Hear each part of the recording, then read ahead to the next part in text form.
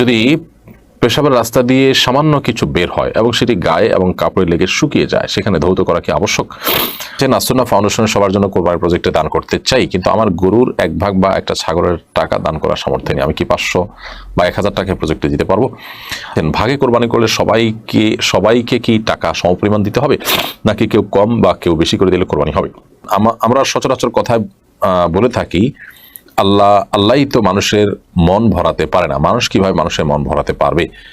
এই কথা দ্বারা কি একজন মানুষের ঈমান নষ্ট হবে? অনেকে হজ করতে গিয়ে মৃত্যুর আকাঙ্ক্ষা ব্যক্ত করেন, তারা আল্লাহর কাছে দোয়া করেন আল্লাহ যেন তাদেরকে মক্কায় মৃত্যু দেন। এ ধরনের আকাঙ্ক্ষা এবং দোয়া করা কি সঙ্গত? হজে গিয়ে মৃত্যুবরণ করা কি সৌভাগ্যের? চলুন তাহলে আর বিলম্ব না করে আমরা আপনাদের যে সমস্ত প্রশ্ন ইতিমধ্যে পেয়ে গেছি সেগুলোর উত্তর দেওয়ার পালায় প্রবেশ করি।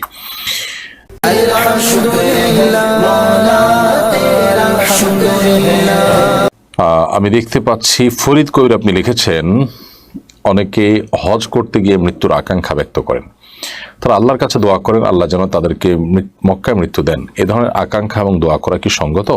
হজে গিয়ে মৃত্যুবরণ করা কি সৌভাগ্যের? দেখুন, মদিনাতে মৃত্যুর বিশেষ মর্যাদা রয়েছে। কেউ যদি মদিনায় মৃত্যুবরণের সুযোগ থাকে সেজন্য সে সুযোগ হাতছাড়া না করে। এই মর্মে হাদিস রয়েছে, কারণ মদিনায় যাদের মৃত্যু হবে কিয়ামতের ময়দানে তারা উত্থিত হবে, কিয়ামতের দিন তারা হাসরে একত্র হবে, উঠবে সাহাবীদের সাথে, নবী করিম সাল্লাল্লাহু আলাইহি ওয়াসাল্লাম এর সাথে, সাহাবায়ে কেরামের সাথে। তো সেজন্য ইমাম মালিক রহমতুল্লাহি আলাইহি তিনি মদিনায় মৃত্যুবরণ করার যে তামান্না, সেই তামান্না থেকে ফরজ হজ আদায় করার পর আর মদিনা শহর থেকে তিনি বের হননি, এখানে বাকি জীবন কাটিয়েছেন এবং শেষ পর্যন্ত তার মৃত্যু সেখানে হয়েছে। তো এই জন্য মক্কা কিংবা মদিনা এই পবিত্র ভূমিতে মৃত্যুবরণ করার তামান্না বা আকাঙ্ক্ষা করা দোষের নয়। তবে হজে গিয়ে হজে গিয়ে আমার যদি মৃত্যু হয় এরকমটি বলার সুযোগ নেই, কারণ মৃত্যুর ক্ষণ, মৃত্যুর তারিখ আল্লাহ তাআলা জানেন। কারণ মৃত্যু নির্দিষ্ট করে ক্ষণ বা একটা সময় নির্দিষ্ট করে এর মধ্যে আল্লাহর কাছে মৃত্যু কামনা করা দোষণীয়। নবী করিম সাল্লাল্লাহু আলাইহি ওয়াসাল্লাম মৃত্যু কামনা করতে নিষেধ করেছেন, তবে একটি দোয়া আমাদেরকে শিক্ষা দিয়েছেন, সে দোয়া আমরা করতে পারি। আল্লাহুম্মা আহইনি মা কানাতিল হায়াতু জিয়াদাতান ফি কুল্লি খাইর। আল্লাহ আমাকে ততদিন পর্যন্ত আপনি বাঁচিয়ে রাখুন, হায়াত দিন, যতদিন আমার বেঁচে থাকার মধ্যে কল্যাণ রয়েছে, অর্থাৎ আমি বেঁচে থাকলে আমার কল্যাণ বাড়বে, উত্তর বৃদ্ধি পাবে, ততদিন আপনি আমাকে বাঁচিয়ে রাখুন। এবং একইভাবে ওয়াফাত বা মৃত্যু তখনই দিন যখন আমার মৃত্যুর মাধ্যমে সকল অকল্যাণ থেকে আমার মুক্তি মিলবে।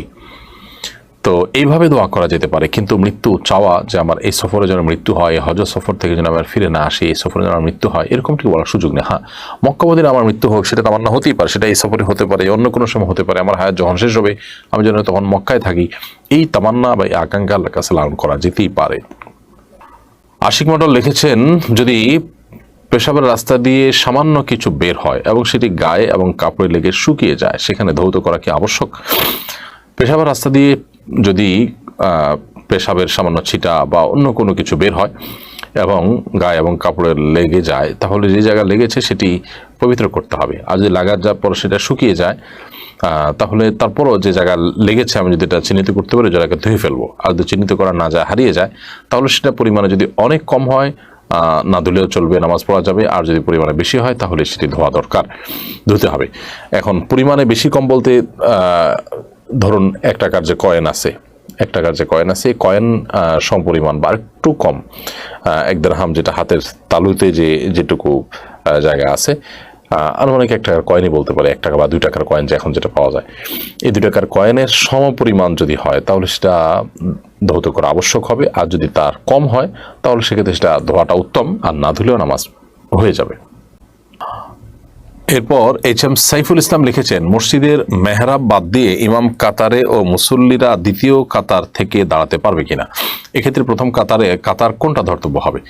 মসজিদের মেহরাব বাদ দিয়ে ইমাম সাহেব কাতারে দাঁড়াতে পারেন, কোনো অসুবিধা নেই। যদি তাতে মুসল্লি সংকুলন হয় তাহলে মেহরাবের বাইরে এসে 1 কাতার বা 2 কাতার পেছনে এসে ইমাম দাঁড়ালেন, তার পেছন থেকে ইমাম মুক্তাদিরা দাঁড়ালেন, এতে কোনো অসুবিধা নেই।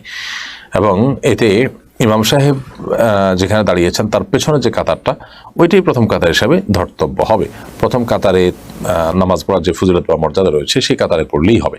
এখানে প্রথম কাতার বলতে মসজিদে দাগ দেয়া কাতার উদ্দেশ্য নয়, ইমামের পেছনে যেটাই থাকবে সেটাই প্রথম কাতার হিসাবে গণ্য হবে। হাফিজুর রহমান লিখেছেন, আমরা সচরাচর কথায় বলে থাকি, আল্লাহই তো মানুষের মন ভরাতে পারে না, মানুষ কিভাবে মানুষের মন ভরাতে পারবে? এই কথা দ্বারা কি একজন মানুষের ইমান নষ্ট হবে? এটা খুবই গর্হিত কাজ, ইমানের সাথে সঙ্গতিপূর্ণ কোনো কথা নয়। আল্লাহ তাআলা মানুষের মন ভরাতে পারে না, এই কথা সঠিক কোনো কথা নয়। আল্লাহ সুবহানাহু ওয়া তাআলা মানুষের আকাঙ্ক্ষা মেটাতে পারেন, এবং আল্লাহ তাআলার কাছে অসম্ভব বলতে কোনো কিছুই নয়। এটা আল্লাহ সম্পর্কে জাহালাত এবং মূর্খতা। যদি কেউ জেনে শুনে আল্লাহ সম্পর্কে এ ধরনের মন্দ ধারণা রাখে, আল্লাহ সম্পর্কে ইচ্ছাকৃত জেনে শুনে ঠান্ডা মাথায় এরকম মন্দ কথা বলে, তাহলে সেটা অবশ্যই ইমান নষ্ট হওয়ার কারণ হবে এবং তিনি ইসলাম থেকে খারিজ হবেন। আর যদি বিষয়টা অজ্ঞতা সুলভ হয়, আল্লাহ শানে এটা যায় না বা এটার অর্থটা কি তিনি অতটা খেয়ালও করেননি, এরকম যদি হয়, তাহলে তারপরও ইমান নষ্ট না হলেও এর মাধ্যমে তিনি জঘন্য অপরাধে লিপ্ত হয়েছেন এবং তার তওবা করা উচিত। আল্লাহ সুবহানাহু ওয়া তাআলা পারেন এমন কোনো কিছুই নেই। মানুষের চাহিদা আল্লাহ তাআলা পূরণ করতে পারেন না, এটা শুধুমাত্র আল্লাহ সম্পর্কে অজ্ঞানতা বা জাহালতের কারণে কেউ বলতে পারেন, এছাড়া এটা কোনো মানুষ বলতে পারেন না। মারুফ হাসান লিখেছেন, আসুন্নাহ ফাউন্ডেশনের সবার জন্য কোরবানির প্রজেক্টে দান করতে চাই, কিন্তু আমার গরুর 1 ভাগ বা একটা ছাগলের টাকা দান করার সামর্থ্য নেই। আমি কি 500 বা 1000 টাকা প্রজেক্টে দিতে পারবো? অবশ্যই ভাই মারুফ হাসান, আপনি 500, 1000 বা যে কোনো অ্যামাউন্ট দিতে পারবেন, তবে সেটি আমরা কোরবানিতে খরচ করব না। আমাদের সবার জন্য কোরবানির প্রজেক্টের ওখানে আপনি আমাদের ওয়েবসাইটে গেলে দেখবেন যে সেখানে গরুতে 1 ভাগের দাম এত, একটা ছাগলের মূল্য এত, এটা যেমন আছে। এরপর আরেকটা অপশন আছে যে অ্যানি অ্যামাউন্ট, যে কোনো অ্যামাউন্ট দেওয়া, কিন্তু এই অ্যানি অ্যামাউন্ট দিয়ে কোরবানি হবে না, কারণ কোরবানিতে ভগ্নাংশের কোনো সুযোগ নেই। অর্থাৎ যে কোনো একটা অংশ পূর্ণাঙ্গভাবে যে কোনো একজনকে দিতে হবে। একটা অংশ কয়েকজন ভাগ করে নিলেন, এই ভগ্নাংশ কোরবানিতে চলে না এবং জায়েজ নেই। তো এই জন্য 500, 1000 বা 100, 200 বা আপনার 1 ভাগের চাইতে কম টাকা কেউ যদি দেন, সেটি হয় শুধুমাত্র গোশত বিতরণের জন্য দেওয়া, এটা কোরবানির জন্য নয়। আমরা ওই টাকাগুলোকে একত্র করে পরবর্তীতে বিভিন্ন জায়গায়, বিভিন্ন সময়ে, বিভিন্ন মাদ্রাসাতে, বিভিন্ন অভাবী মানুষদের মাঝে, ঈদ উল ফিতরে বিভিন্ন সময় আমরা গরু জবাই করে গোশত বিতরণ করে থাকি। অতএব সেই খাতে আপনি এই টাকা দিতে পারবেন এবং খরচ করতে পারবেন। মাহিনুল আলম আপনি লিখেছেন, ভাগে কোরবানি করলে সবাইকে কি টাকা সমপরিমাণ দিতে হবে, নাকি কেউ কম বা কেউ বেশি করে দিলে কোরবানি হবে? ভাই মাহিনুল আলম, আপনার প্রশ্নের উত্তর আমরা ইতিপূর্বে একটা প্রশ্নের মাধ্যমে দিয়েছি। সেটি হলো যে কোরবানিতে কোনো ভগ্নাংশ চলে না, ভগ্নাংশ রাখার কোনো সুযোগ নেই। অতএব পূর্ণাঙ্গ একটা অংশ রাখতে হবে। কোনো একজন শরীক যদি একটা অংশের চাইতে কম রাখেন, কম দেন, তাহলে অন্য শরীকরা কেউ যদি সেটা ফিল আপ করে দেন যে ঠিক আছে, তার পক্ষ থেকে আমি ফিল আপ করে দিলাম, তার পক্ষ থেকে হলো আমি টাকাটা তাকে হাদিয়া করলাম, উপহার দিলাম, ডোনেশন করলাম, তার কাছে হয়তো একটা ভাগের টাকা 15,000 টাকা, তার কাছে 10,000 টাকা আছে, তো বাকি 5,000 টাকা আমি প্লাস করে দিলাম, আমার তরফ থেকে আমি তাকে দিলাম, তাহলে ওটা পুরোটা তার তরফ থেকেই হলো, পুরো অংশটা, জাস্ট একজন তাকে 500 টাকা বা 5,000 টাকা হেল্প করলেন, এরকম হলে সেটা জায়েজ আছে। কিন্তু যদি এমন হয় যে একটা ভাগ দুজন মিলে নিয়েছেন, তারা গোশত ভাগ করে নেবেন, তাহলে সেটা জায়েজ হবে না। কারণ কোরবানির পশুতে গরু বা ওট হলে, মহিষ হলে, সেখানে সর্বোচ্চ 7 ব্যক্তি অংশগ্রহণ করতে পারে, 8 ব্যক্তি অংশগ্রহণ করার সুযোগ নেই, কিংবা 7 ব্যক্তি করলেন, এর মধ্যে একাধিক ব্যক্তি যদি একটা ভাগে শেয়ার নেন, তাহলে সেটা কিন্তু জায়েজ হবে না।